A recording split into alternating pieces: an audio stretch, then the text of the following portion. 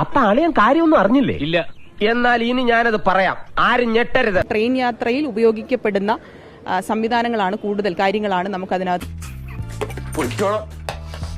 റെയിൽവേയുടെ മാലിന്യ സംസ്കരണം എങ്ങനെ നടത്തുന്നു എന്ന പരിശോധനയിലേക്ക് നഗരസഭ പോകാൻ വേണ്ടി തീരുമാനിച്ചിട്ടുണ്ട്.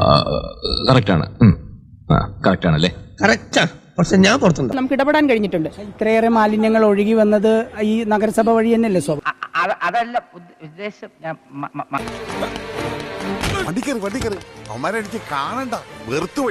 അനുവാദം ചോദിച്ചിട്ട് നൽകിയില്ലെന്ന മേയറുടെ വാദം പച്ചക്കള്ളമെന്നും ADRM പറഞ്ഞു.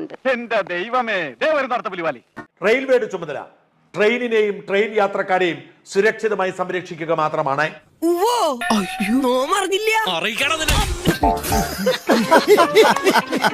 നഗരത്തിലെ മാലിന്യമൊക്കെ നീക്കം ചെയ്യേണ്ട ബാധ്യത റെയിൽവേയുടേതല്ല. എനിക്കൊന്നും ഓർമ്മ വരുന്നില്ല ഈശ്വര. നീ കിടന്ന് ഉരുളൊന്നും വേണ്ട, ഇക്കാര്യമേ എനിക്ക് നല്ല ഓർമ്മയുണ്ട്. റെയിൽവേ പാളത്തിന് കീഴിലൂടെ മാലിന്യപ്പുഴ ഒഴുകുന്നുണ്ടെങ്കിൽ അത് ശുചീകരിക്കേണ്ട ബാധ്യത നഗരസഭയുടേതാണ്. അവരത് ചെയ്യാത്തത് കൊണ്ട് സ്വയം ഏറ്റെടുക്കാൻ ശ്രമിച്ചു റെയിൽവേ. എത്ര ലജ്ജാവഹം! നീയൊക്കെ കൂടി എന്റെ അന്നം മുട്ടിക്കുവാടാ. എന്ത് മുട്ടിക്ക? എന്നിട്ടൊരു ഉളുപ്പുമില്ലാതെ മറ്റാരൊക്കെയോ കുറ്റപ്പെടുത്തുകയാണ്. ഒരു മാറ്റവും ഇല്ലല്ലോ.